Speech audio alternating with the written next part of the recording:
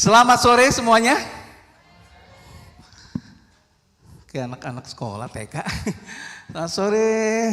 Ya, masih banyak, ada beberapa yang kosong, ya. Ya, ada yang sedang hilang. Sedang healing, ya. Nggak apa-apa healing, ya harus dia, tapi jangan hilang.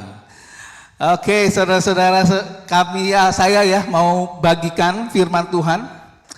Tapi sebelum saya baca firman Tuhan ini, saya mau men-sharingkan bahwa dunia ini begitu cepat, saudara. Seperti kayak percepatan. Bulan ini sudah November, 2 minggu lagi sudah acara Natal. Baru kemarin loh saya, kayaknya Natal, sudah Natal lagi. Artinya cepet tuh. Wah, ya, top saudara. Tapi begitulah dunia yang sekarang yang kita alami. Berasa nggak saudara ya? Cepat ya, begitu cepat. HP, teknologi, HP, laptop, udah nggak tahu lagi. Kalau dulu nungguin setahun, 2 tahun, ngarepin laptop apa nih, atau HP apa nih yang baru nih keluar. Sekarang udah nggak bisa tahu saudara, udah nggak bisa ngikutin.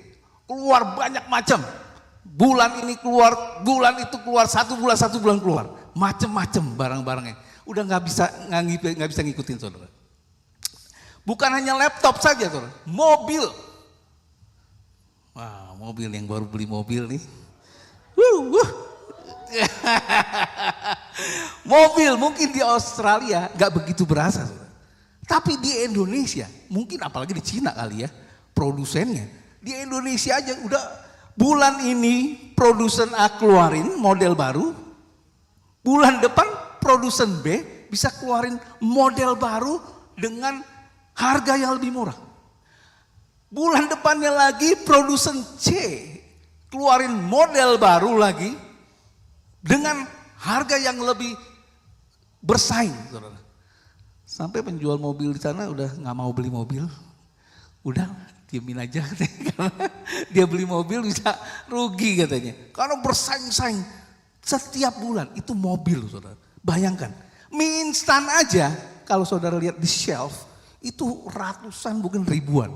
Setiap tahun dia keluar rasa ini, setiap tahun keluar rasa ini. Jadi kalau kita lihat itu banyak banget mie instan. Bener gak saudara? Itu banyak, udah gak tahu saudara. Tapi ada satu yang susah diupdate saudara. Apa saudara? Hati manusia. Ya. Ada orang yang HP model baru tapi hatinya model lama. Masih gampang marah, masih gampang tersinggung ya. Masih gampang iri. Itu saudara. Nah, kalau kita baca sama-sama di Amsal 4 ayat 23, yuk 1 2, 3. Jagalah hatimu dengan segala kewaspadaan karena dari situlah terpancar kehidupan. Wow. Kalau hati ini kayak begini ngeri saudara, keras ya. Hati yang keras. Ya kayak ini, kalau ini kayak buah yang Cina itu yang dikeletekin dalamnya merah tuh asem-asem ya. Artinya apa saudara? Kita harus menjaga hati kita nih saudara. Karena ada banyak hal di luar sana itu bisa merusak hati kita. Saudara. Hari ini kita mau bicara tentang perubahan hati. Bukan perubahan gaya hidup, bukan perubahan penampilan, tapi perubahan yang dari dalam saudara. Nah di Mazmur 25 ayat 21 saudara. Ketulusan dan kejujuran kiranya mengawal aku, sebab aku menantikan engkau. Ini Daud, doa Daud saudara. Daud itu adalah seorang raja. Dia memiliki banyak banget pegawai, pengawal. Tapi dalam doanya saudara, dia panjatkan kepada Tuhan apa? Bukan Tuhan kawalah ribuan malaikatmu. Tapi dia berkata apa? Kawalah hatiku dengan hati yang penuh dengan ketulusan dan hati yang penuh kejujuran. Karena hati yang tulus, hati yang jujur itu kunci pengurapan Tuhan. Kunci berkat itu saudara. Saudara-saudara, Tuhan Yesus pernah enggak? Dia mengajar, Dia berkata apa saudara? Hendaklah engkau cerdik seperti ular, tetapi tulus seperti merpati. Zaman now itu banyak orang yang menekankan kecerdikan. Ya, mereka mengabaikan ketulusan ke dalam hati. Dunia sekarang banyak sekolah keterampilan. Jadikan anak-anak menjadi orang-orang yang cerdik, orang-orang yang cerdas. Ya, tapi sedikit orang tua yang menekankan membekali anaknya dengan firman Tuhan supaya dia menjadi orang yang memiliki hati yang takut akan Tuhan. Kalau jalan di mall di Indonesia kemarin, saudara, itu banyak sekali stand-stand sekolah buat anak-anak. Stand sekolahnya bukan sekolah Alkitab. Sekolah kursus ini di sini. Yang sini stand mobil. Sekolah sana stand apalagi. Solo stand kursus sekolah internasional. Oh, anak-anak saudara. Itu di mall-mall banyak buat anak-anak. Supaya mereka pintar, cerdas. Gitu saudara ya. Nah sekarang ini banyak orang pintar tapi hatinya tidak tulus. Kalau orang pintar hatinya bengkok, paling bahaya nih. Apalagi dia menjadi pemimpin dunia. Wih bahaya banget saudara. Nah sekarang ini banyak orang cerdik otaknya. Tapi karena hatinya tidak tulus, mereka bukan punya akal budi, tapi punya akal bulus saudara. Ya, karena dia cerdik, dia bukan karena dia cerdik tapi hatinya tidak tulus. Mereka bukan punya akal budi, tapi punya akal bulus. Ya, yang ditujukan menjebak orang, saudara. Dan orang yang hatinya tidak tulus berbahaya. Dia memiliki sifat, namanya sifat ticubeng. Tipu, curang dan bengkok. Ticubeng, ya. Ingat ya, sifat apa? Ticubeng. Tipu, curang dan bengkok. Itu kalau hatinya bukan bersama dengan Tuhan ya. Nah saudara-saudara, karena itulah firman Tuhan berkata di dalam Amsal yang tadi 4 ayat 23 yang tadi baru kita baca. Jagalah hatimu dengan segala kewaspadaan karena dari situlah terpancar kehidupan. Jaga hatimu, mungkin kita punya harta, mungkin kita punya rumah, kita punya anak. Tapi firman Tuhan berkata apa? Bukan jaga rumahmu, jaga anakmu, jaga keluargamu, bukan. Firman Tuhan berkata apa? Yang pertama karena firman Tuhan tahu, jaga hati kita. Sebab segala sesuatu itu berasal dari hati. Kalau hati kita penuh dengan kepahitan, aliran kepahitan itu akan mengalir. Ya.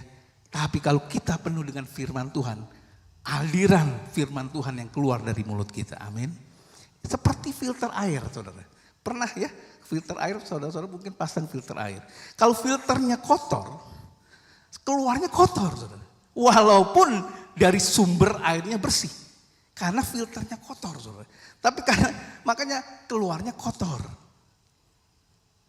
Kita pernah gak merasa begini, saudara?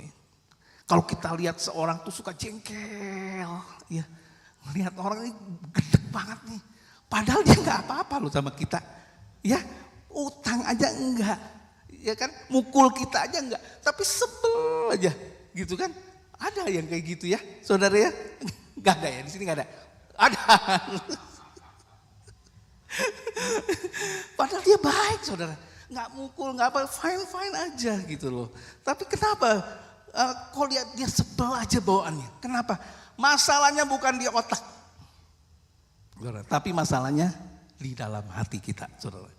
Alkitab berkata jaga hatimu. Karena hati itu seringkali menjadi sasaran iblis. Ya. Kalau kita ingat cerita Alkitab yang seorang yang bernama Saul dan Daud.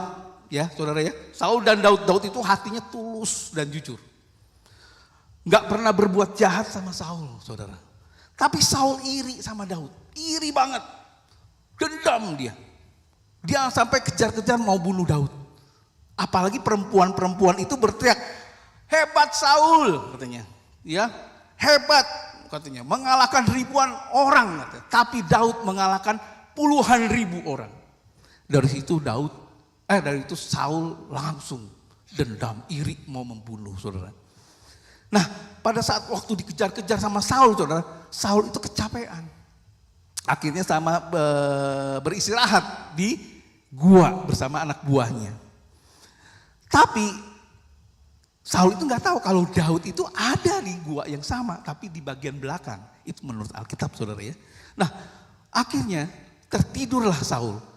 Pada saat itu anak buahnya bilang sama Daud, dia bilang, Tuhan telah menyerahkan Saul kepadamu, Daud. Bunuhlah dia sekarang. Tapi Daud bilang apa? Tidak boleh, karena dia adalah orang yang diurapi. Ya, dia tidak mau, saudara, orang diurapi oleh Allah, saudara. Makanya itu Daud hatinya lembut banget. Maka dia potong jubahnya, puncak jubahnya si Saul. Hanya sebagai tanda aja. Itu pun dia sampai hatinya itu apa ya? Deg-degan gitu. Hatinya itu nggak tenang gitu ya. Potong jubahnya aja dia nggak tenang. Nah itu hati yang benar, saudara. Hati yang benar seperti itu. Pas dia motong jubahnya aja udah ketakutan, ya. Nah, apa kalau kita gimana, saudara? Kalau kita berbohong sama orang, der-deran nggak, saudara? Hah? Der-deran apa enggak, saudara ya? Mungkin 2-3 kali kita bohong, ya kita nggak dengerin suara Roh Kudus. 2, 3, 4, 20 kali akhirnya suara Roh Kudusnya hilang. Akhirnya suara kita udah ketawa-tawa. Nah itu bahaya tuh, saudara. Kalau kita bisa ngebohong tapi nggak ngerasa der-deran gitu ya di hati. Nah itu bahaya tuh. Itu alarm, saudara. Nah kalau kita membaca di dalam Alkitab, ternyata Tuhan Yesus itu lebih banyak berbicara tentang sikap hati, saudara. Contoh yang lain, Daniel, menteri yang dengan kedudukannya sangat tinggi, saudara. Seorang jabatan, seorang perdana menteri. Dia itu dia itu seorang perdana menteri yang dimana pemerintahannya 4 kali raja itu berganti, tapi Daniel tetap sebagai kepercayaan. Dan di situ dibilang di Daniel 6 ayat 3, maka Daniel ini melebihi para pejabat tinggi dan para wakil raja karena ia mempunyai roh yang luar biasa, dan raja bermaksud untuk menempatkannya atas seluruh kerajaan. Dikatakan maka Daniel melebihi para pejabat tinggi dan wakil raja itu karena ia mempunyai roh yang luar biasa. Ya, roh yang luar biasa itu spirit of excellence, yang bermaksud menempatkan ke seluruh kerajaannya, saudara. Kemudian para pejabat tinggi dan wakil-wakilnya mau menjatuhkan Daniel. Cari-cari alasan, cari-cari supaya Daniel ini jatuh, masuk penjara, saudara. Tapi tidak dapat alasan satupun, tidak ditemukan kesalahan apapun. Ya, kenapa? Karena dia mempunyai spirit of excellence. Itulah roh Allah yang tinggal di dalam hati Daniel yang menyebabkan dia diangkat Tuhan. Ada 4 raja yang tadi saya katakan berganti-ganti, tapi Daniel tetap menjadi perdana menteri karena dia dipercaya. Dia nggak ada ditemukan kesalahan. Dikirim KPK, KPK-nya periksa, ternyata nggak ada kesalahan. Ya, kalau sekarang tuh KPK, menteri-menteri sekarang punya mobil bertingkat-tingkat, saudara. Punya mobilnya aja udah puluhan, dia bisa ada liftnya. Ya, kalau menteri sekarang, saudara. Kalau Daniel ini enggak, sederhana. Mungkin kalau sekarang dia pakai motor, ya, pakai motor GL gitu ya, genjot langsung, ya, pakai motor GL doang. Kalau sekarang ya, mobil Force, mobil apa ya, menteri-menteri kan ada liftnya tingkat-tingkat. Dia enggak, dikirim KPK, diperiksa, enggak ada korupsi. Dikirim cuman motor doang lah kalau istilahnya sekarang ya. Tabungan enggak ada, ya tabungan sedikit lah gaji ya. Nah, yaitu hati adalah pokok dari segala hal. Hati adalah masalah yang paling utama dari kehidupan kita. Ya, di dalam Markus 7 ayat 20 sampai 23, apa yang keluar dari seseorang itulah yang menajiskan, sebab dari hati orang timbul segala pikiran jahat, percabulan, pencurian, pembunuhan, perzinahan, keserakahan, kejahatan, kelicikan, hawa nafsu, iri hati, hujat, kesombongan, kebebalan. Semua hal-hal jahat ini timbul dari dalam dan menajiskan orang. Ya. Yesus mengajar dalam perikop ini, apa yang masuk itu tidak menajiskan orang, tapi apa yang keluar itu menajiskan orang. Karena waktu itu ditanya, apa boleh makan ini? Apa boleh makan itu? Ya, tapi Tuhan Yesus mengatakan bahwa semua makanan itu halal. Sebab apa yang masuk ke dalam mulut akan dibuang ke dalam jamban. Tapi apa yang keluar dari hati itu percideraan, pencemaran, hawa nafsu, percabulan. Itu yang mencemarkan banyak orang. Ada banyak orang mempermasalahkan dulu, babi itu boleh gak sih ya? Babi itu haram atau halal? Harum. Betul, harum Sofi. Padahal dia gak suka loh. Padahal dia gak pernah makan. Bisa-bisanya ngomong harum. Tapi saya mau katakan, babi yang masuk halal. Yang masuk mulut, yang keluar haram. Ya, babi, kalau sate babi, sekba, babi cin, babi hong, halal. Tapi kalau kita marah, babi lu, itu haram. Ya, ingat ya, babi yang masuk haram, halal. Babi yang keluar haram. Boleh makan. Bapak Gembala kita ini jago masak babi kecap.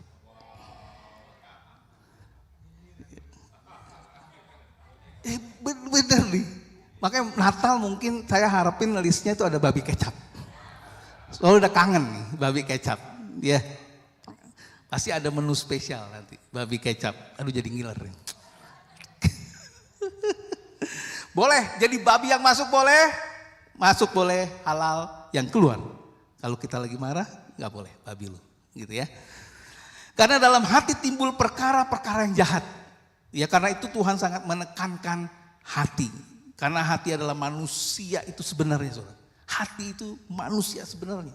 Amsal 27 ayat 19, seperti air mencerminkan wajah, demikianlah hati manusia mencerminkan manusia itu. Alkitab berkata manusia sebenarnya itu adalah hatinya. Kalau kita ketemu dengan seseorang, lalu kita kenalan, halo kenalan ini bapak ini seorang dokter, ini adalah istri Pak Budi, ini istrinya Pak Harun, ini seorang bisnismen. Tapi itu bukan manusia yang sejati, saudara. Itu jabatan, status, itu bukan manusia sebenarnya. Manusia sebenarnya itu bukan pekerjaannya, bukan jabatannya. Bukan statusnya, saudara. Bukan apa yang ditampilkan di luar, ya.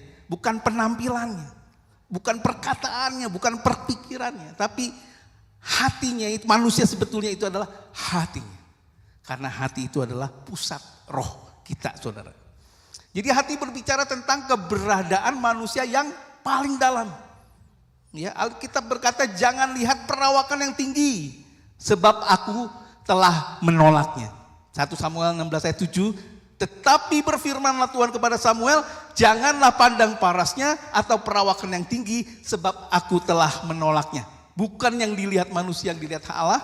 Manusia melihat apa yang di depan mata, tetapi Tuhan melihat hati. Ya, manusia itu selalu melihat potongan luar, tapi Tuhan itu melihat hati, saudara. Dia tidak melihat betapa tebalnya dompet kita. Tapi dia lihat betapa hati kita mencintai dia atau tidak. Nah di dalam Alkitab mengecam pada sekelompok orang yang namanya Farisi, saudara. Ya, orang-orang yang Farisi, rohaniwan, bajunya putih. Wah, udah pokoknya dia katakan bagai apa? Kuburan. Di luarnya dicat putih, tapi dalamnya penuh tulang belulang. Karena apa? Orang Farisi itu menampilkan perbuatan-perbuatan yang baik tapi hatinya kotor, saudara. Hatinya penuh dengan tipu daya. Begitu juga banyak orang sekarang ya saudara. Juga begitu. Dari luar kelihatannya soleh, padahal hatinya salah. Ya. Dari luar berdoa, tapi di dalam hati berdosa. Dari luar alim, tapi dalam hatinya lalim. Ya, saudara ya. Nah di Indonesia mungkin penampilan juga banyak yang ditonjolkan, saudara. Waktu pada saat kemarin, saat cici saya drop cici saya, Saya nyetir saudara. Hari pertama tuh saya selalu nyetir.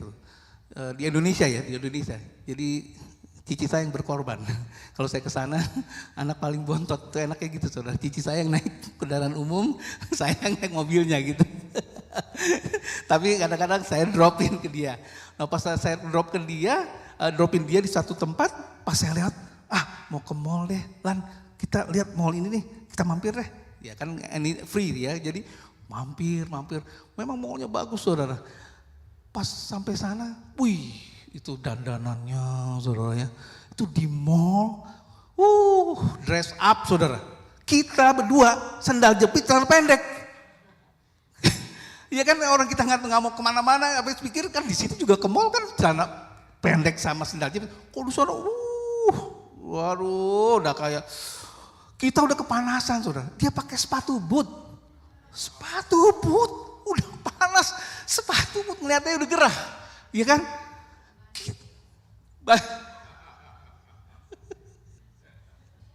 Banjir katanya. Enggak banjir. Kita udah kepanasan, udah kayak pengen pakai kaos aja, udah kayaknya kepengen udah buka aja ya gitu ya. Tapi dia pakai jaket. Pakai jaket itu kata saya, itu orang pakai jaket, pakai boot gimana tuh ya? Iya kan pakai jaket, cuman kan jaketnya mahal saudara, iya kan? Jaketnya mereknya mahal. Jadi, kulit lagi. Udahlah, biang keringetan nggak apa-apa ya, biang keringetan, ya kan? Yang penting gue pakai jaket gitu. Padahal, ya kan kita nggak tahu. Kata saya ini biang budukan kali ini ya. Lu panas banget ngelihatnya, ya. Tapi kata saya nggak apa-apa, kita sandal jepit sama ini anggap aja kita dari apartemen, kan ada apartemen di atasnya, ya kan? Jadi kita anggap aja baru gosok gigi lah, ya. Mau breakfast gitu kan, nggak usah, asal yakin aja ya kita nggak di sini ini tinggalnya ya kan, nggak ada yang kenal gitu kan. Semuanya bagus banget saudara. Bener-bener ya Indonesia tuh penampilan pokoknya nih, kalau di Indonesia mesti siap-siap saudara ya. Siap-siap kantong saudara ya. Kalau nggak dilihat saudara ya, nggak dilihat. Korupsi tahu-tahu udah tahu dia ya, udah tahu. Ya Tuhan itu selalu lihat hati kita, dia tidak lihat penampilan luar kita. Dan akibatnya apa, Yesus berkata orang Farisi ini orang yang bermuka dua, orang yang munafik, orang hipokrit namanya. Ya, orang yang bermuka dua itu kan yang bisa main sandiwara saudara, ya drama.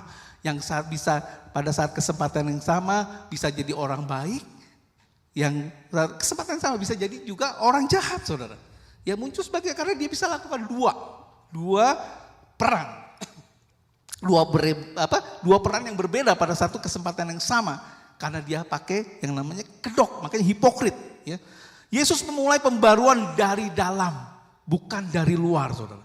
Manusia coba mengubah manusia dari luar. Makanya banyak kursus-kursus keterampilan. Kursus-kursus yang motivasi dari luar saudara. Tapi Yesus kita punya kursus keterampilan yang luar biasa. Dia mengubah kepribadian manusia dari dalam, yang saya mau katakan apa yang di luar belum tentu menunjukkan apa yang ada di dalam saudara.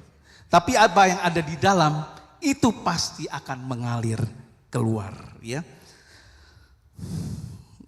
Ya jangan seperti kalau orang yang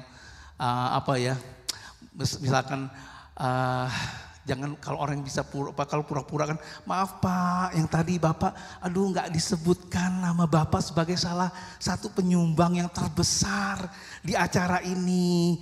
Oh gak apa-apa saudara, padahal dalam hatinya ya awas lu ntar gue ambil lagi duitnya gitu ya.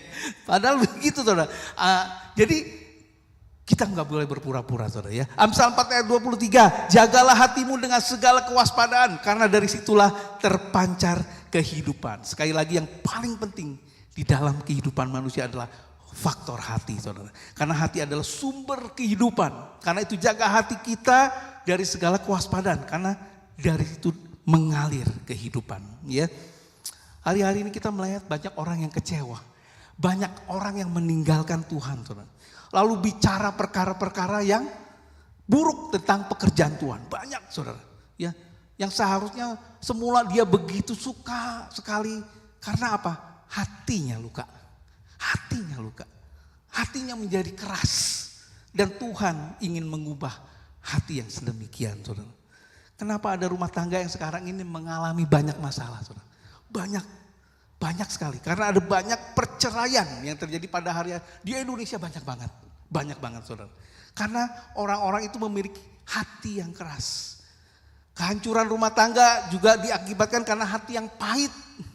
Hati yang pahit, yang gak mau mengampuni satu sama lain saudara. Yang tidak lagi mau menyukai pasangan hidupnya.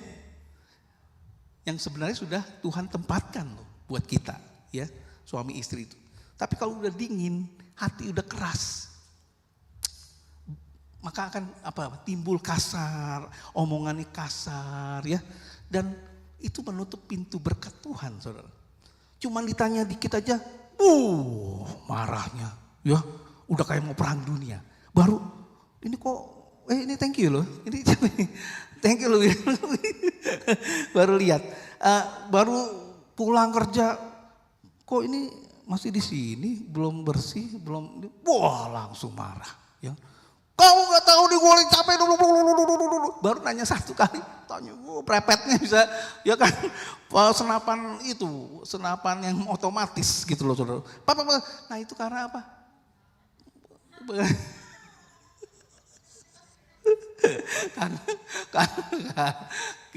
Nggak pernah, kalau saya nggak pernah. Ini ya puji Tuhan. Kenapa tuh anak belum dimandiin? Kamu, waduh, udah tembak. Ya karena itu nggak tahu, mungkin punya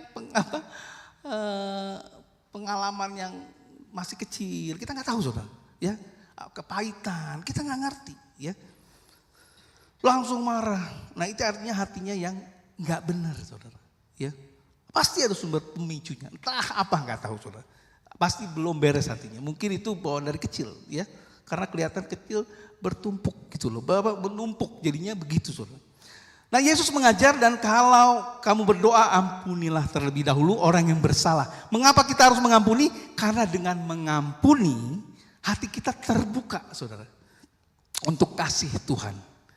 Kalau hati kita terbuka untuk kasih Tuhan, kasihnya tuh mengalir, ya, berkatnya pun turun dalam hidup kita, ya percaya saudara. Tapi kalau hati kita tertutup, hati penuh dengan kepahitan, penuh dengan kebencian, celakalah hidup kita, ya. Kalau ada kotoran di lantai, ya, nggak usah marah-marah. Haleluya, itu saudara, ya. Gimana saudara? Kalau kok usah marah-marah, kenapa nggak usah, ambil. Haleluya, gitu kan? Ya, itu. Jangan lu ya. Nah, itu lain tuh. Haleluya sama haleluya tuh, ya. Lain tuh. Mirip-mirip, ya. Itu dari iblis, yang satu dari Tuhan. Kalau iblis kan mirip-mirip, bisa nyaman-nyaman. Kalau ini haleluya, gitu ya. Tapi yang satu lain, ambil narik napas panjang. Lu ya, gitu. Hampir mirip-mirip ya, haleluya sama haleluya. Tapi yang itu lebih marah gitu bawaannya ya. Nah, hari ini apakah ada di antara kita yang punya kepahitan, saudara? Mungkin kita jengkel dengan seseorang. Hati kita begitu keras ya. Langit dan bumi akan berlalu, tapi aku tetap akan jengkel kepadamu. Bencimu tidak akan berlalu daripadaku. Wah, ya. itu ini keras banget, saudara. Ya, apakah ada kebencian dalam hati kita? Ya, izinkan Tuhan memperbaharui hati kita pada hari ini, ya. Berarti perubahan hati itu bisa dikerjakan hanya oleh Roh Kudus, oleh Tuhan, ya. Tuhan yang bisa mengubah hati manusia. Nanti sebentar lagi ada video yang diputarkan. Sore ini ya kita izinkan Tuhan untuk menjamah hati kita. Kalau ada bagian hati yang suka iri, suka dendam, cepat khawatir, marah-marah, izinkan Tuhan menjamah ya dan membarui hati kita.